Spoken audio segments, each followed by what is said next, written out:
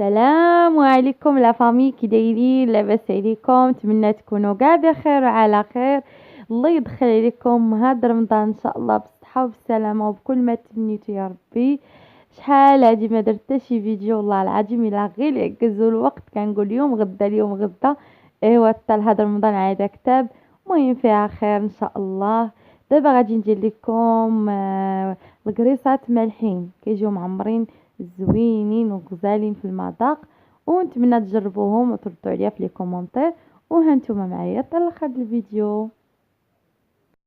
كوكو لا فامي، مهم هنايا غادي نحتاجو كاس ونص دقيق الفينو، وكاس ونص العنبه ديال دقيق الفورص الابيض، وعندي ديجا 2 كيسان د العنبه سخنتهم ديال الحليب، وهادي نزيدهم كاس صغير ما عمرش ديال الزيت المائده، وعندي الملح على حسب الذوق، وعندي معلقه كبيره د الخميره الفوريه. كنخلطوا المعجون مع بعضياتها صافي. كنبداو نعجنوا العجين ديالنا بالحليب ديالنا اللي خلطنا مع الزيت والملح والخميره، وكنبقاو نخلطوا وكنخويو الحليب كامل، لان العجين خاصو يكون مطلوق خفيف بزاف ما يكونش ثقيل. هانتوما غادي تشوفوا معايا طريقه العجين. هنايا من بعد ما عجنت العجين ديالي كيكون على هذا الشكل بحال هكا، كيكون جاريه العجينه ما كتكونش مجموعه. صافي ملي كنعجنوا العجين ديالنا كنغطيوها بالسلوفان وكنخليوها ترتاح بما نقادو العماره ديالنا. ودابا غادي ندوزو الحشوه ديالنا، وغادي غنحتاجو فيها واحد خيزوه محكوكه، وبصله مشلضه، وفلفله حلوه مشلضه، وكذلك كورجيطه محكوكه. وهادي نحتاجو لواحد العلبه ديال التونه ديال الزيت، وغادي نحتاجو في القوام الحرق بلدي والتحميره والملح والابزار، وعندنا القزبر والمعدنوس مقردين. وهانتوما معايا تشوفوا الطريقه ديال التحضير. وما نساوش الشعريه الصينيه. وبغيت هنايا بغيت نضيف لكم واحد المعلومه. بالنسبه لي انا كناخذ هاد الشعريه الصينيه زوينه ديال الارز وصحيه كذلك، والله احسن من ديك الاخرى اللي دائما كنا كناخذو. ديك تتحسي بها بحال البلاستيك، هذه زوينه وبالتجربه ديالتي وما غاديش ندموا فيها. نتمنى تجربوها وتقولوا لي كي جاتكم. المهم كما كتشوفوا معايا دابا انايا درت زيت المائده وغادي نضيف عليه الخضر ديالتي تشحر مع بعضياتها.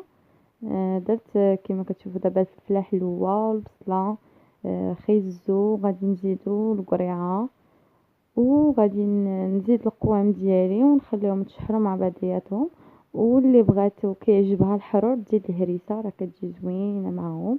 انا نقصت واحد شويه ديالي درت فيه الهريسه حيت كي خواتاتي ما كيبغيوش الحار. ايوا غادي نشحروا كلشي مع بعضياتهم مزيان. يعني نشوفوا الخضيره ديالتنا دخل على الطياب، غادي نزيدوا الطونه ديالتنا ديال الزيت، ونكونوا مصفيينها من ديك الزيت اللي كتكون فيها. وكناخذوا الشعريه الصينيه من بعد ما كتطلق حتى هي كنزيدوها صافي، وكنخليوه شويه فوق العافيه وكنطفيو عليه بنين يبرد. ودابا نمشيو نقرصوا العجينه ديالتنا.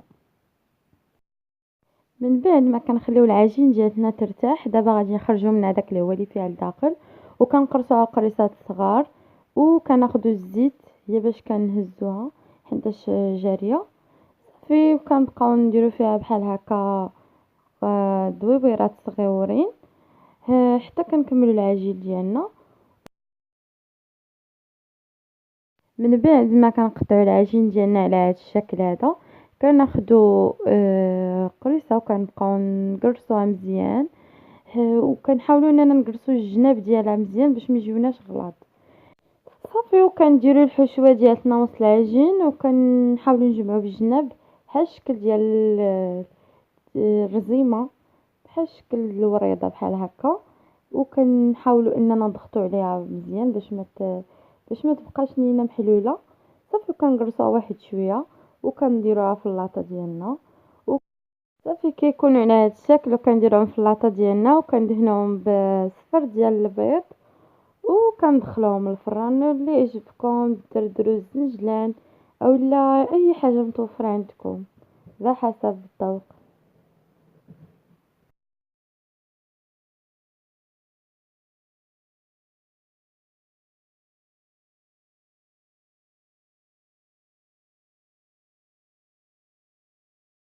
وهذا هو الشكل النهائي ديال القريصات ديالنا معمرين، كيجيو غزال في المذاق وفي الشكل وفي العجينه ديالهم مورقه، كيجيو زوينين بزاف بزاف والله. غير جربوهم، ونتمنى هاد الفيديو يعجبكم وما تبخلوش عليا بسبسكرايب ولي لايك. كنتمنى لكم ان شاء الله هاد رمضان يكون مبارك عليكم. ايوا هذا هو النهايه ديال الفيديو ديالنا، نتمنى هاد الفيديو يعجبكم وتجربوا هاد القريصات، ورمضان كريم ان شاء الله بكل ما تمنيتوا.